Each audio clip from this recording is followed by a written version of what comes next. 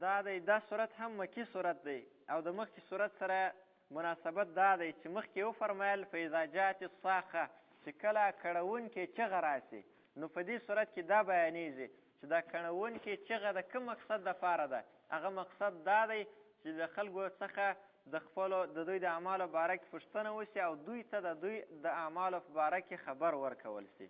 بسم الله الرحمن الرحیم. اذا الشمس کله به چې لمر کویرت راونغښتل شي.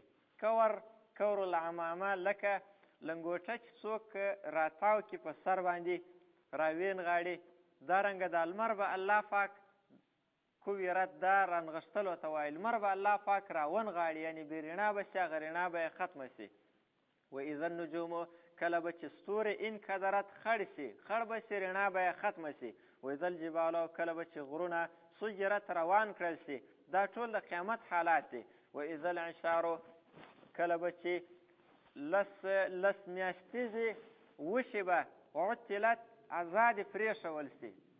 په عربو کې وشان ډېر قیمتي مال بلل کېدی او بیا به چې وشه به لس میاشتې به یې تېرې سولې چې بلار به وه لس میاشتې به یې پوره سولې نو په دغه وخت کې به یې لنګېدله نو دوی به وشو ته ډېر فکر کوی هم به یې خواړه ورته برابرول او هم به مالک نه ځینې تلی ورته ولاړ به و خیال به یې ډېر ساتئ. نو الله فرمایي چې دا به داسې وخت کې د قیامت د ورځې چې کله دا شپېلۍ ووهل شي و اذا الانشار کله به چې لس میاشتنۍ بلار به وشي عطلت ازادې پرېښول شي یعنې د سړی به بلکل یېرې شي نه به یې د ډوډۍ فکر ورسره یي نه به یې دا فکر یي چې اوس لنګېږي او خیال یې باید وساتم د ډېرې وارخطایي د وجې به یې دا هر څه پاته شي. و اذا الوحوش په هغه وخت چې کله وحشي حیوانات به حشرت راجمع کړل شي. وحشي حیوانات هغه حیوانات چې انسان ته نږدې نه راځي خو لیکن په دې ورځ به هغه هم د وارخطایي د وجې راشي او د انسانانو سره به یو ځای شي او الله به یې سره راجمع کړي. و اذا البحارو کله به چې دریاب سجرت ډک شي ډک به شي دریاب یعنې دا ترخ دریاب او خوږ دریاب دا به ټوله سره ګډ شي او کومه پرده چې د دوی په مابینځ کې وه هغه پرده به یې ختمه شي او سره ګډ به شي او ټوله مځکه کې به بیا وبهیږي.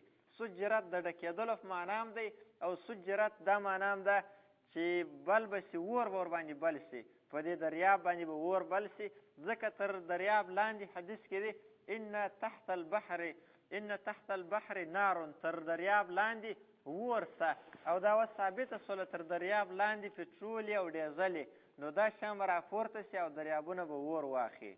و اذا النفوس په هغه وخت کله به چې نفسونه ساګانې به زویجت یو ځای شي د بدنو سره نفسونه ساګانې به دا به د بدنو سره یو ځای شي دا وروسته حالت دی د دومې شپېلۍ وروسته دا حالت دی.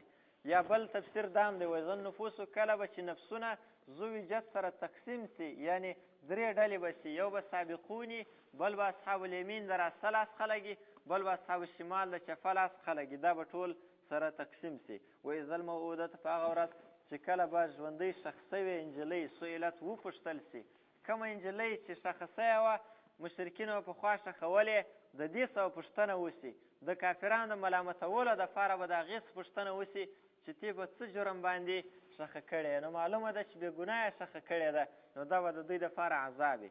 نورو عملو پوښتنه هم کېږي خو لیکن دا خاص ځکه ذکر کوي چې دا کوچنۍ وه او مظلومه وه د دې د حساب اخیستلو والا څوک نه و نو ځکه به الله پاک د دې حساب اخلي.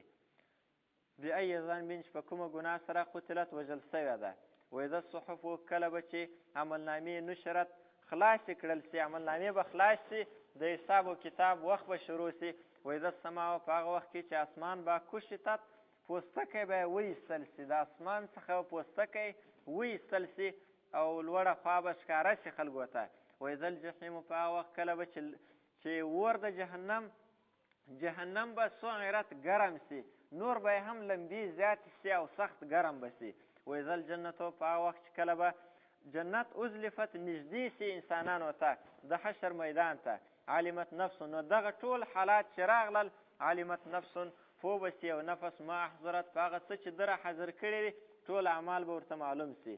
فلا داسې نه ده هېڅکله داسې نه ده اقسمو زه قسم اخم بالخنسې په بیرته راګرځېدونکي ستورو سره الجوارې چې روان وي الکنسې چې پټېدونکي هغه ستوري په ستورو کې د لمر او سپوږمۍ سما شوه 5 ستوري دي او هغه ګرځي او ګرځېدل یې داسې کله د مشرق د خوا څخه د مغرب خوا ته رواني او بیا بیرته راوګرځي. اصلي رفتار یې دا دی، بیا بیرته د هغې خوا راوګرځي او راسي د مشرق خوا ته د لمر ختو خوا ته او بیا پټ سي، یو څه وخت پټ بیا بیرته راښکاره سي.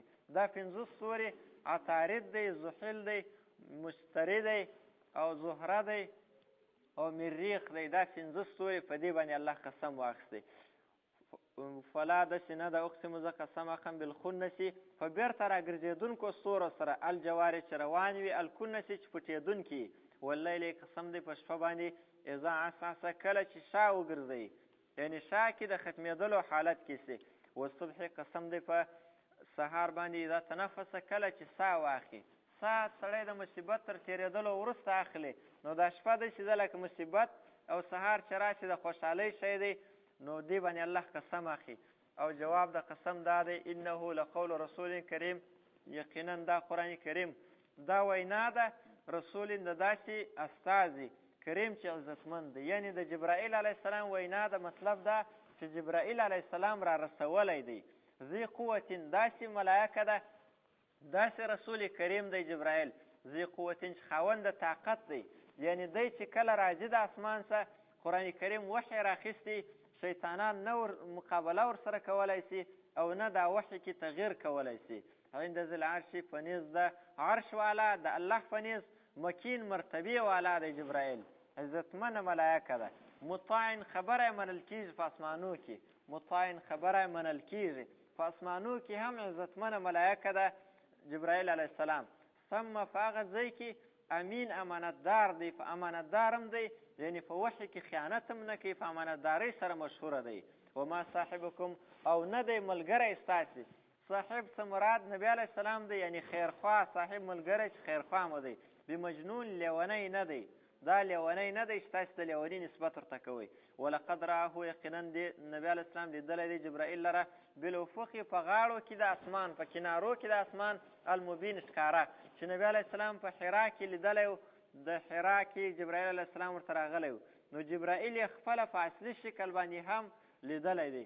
نو چې لیدلی دی مطلب دا، او دارنګه د معراج په شپه کې هم جبرائیل علیه السلام لیدلی و، یعنی مطلب دا چې جبرائیل هم امانتدار دی او نبی علیه السلام یې صحیح پیژني هم. د نبی علیه السلام څخه خطا کېږي هم نه چې بل څوک ورته راسي د دوی دا ګمان سي چې دا جبرائیل دی. ولقد رآه یقینا لیدلی دی د جبرائیل علیه السلام لره نبی علیه السلام بالافق په کنارو کې د اسمان المبین ښکاره، په ښکاره طریقه سره یې لیدلی دی.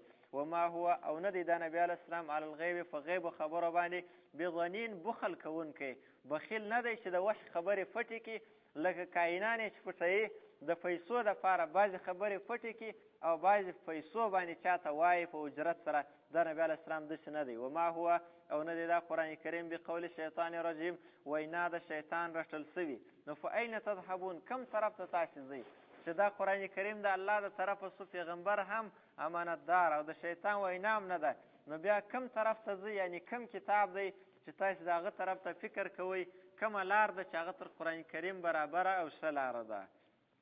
ان هو نه دی دا قرآن کریم الا ذکر مگر نصیحت دی للعالمین دپاره د مخلوقاتو، لمن شاء د هغه چا دپاره چې وغواړي منکم ستاسې څخه ان یستقیمه چې برابر سي په سمه لار باندې، چې دا غواړي د هغه دپاره نصیحت دی. وما تشاؤونه تاسې نسئ غوښتلی الا ان یشاء الله مگر دا چې وغواړي الله پاک رب العالمین چې رب د مخلوقاتو دی. د هغه مسله ده چې انسان هم اختیار لري لمن شاء منکم، او اختیار یې مستقل نه دی. نو رد په جبریه و معتزله و دواړه دی، اختیار لري خو اختیار مستقل نه دی. الا ان شاء الله مگر دا چې وغواړي الله رب العالمین چې رب د ټولو مخلوقاتو دی.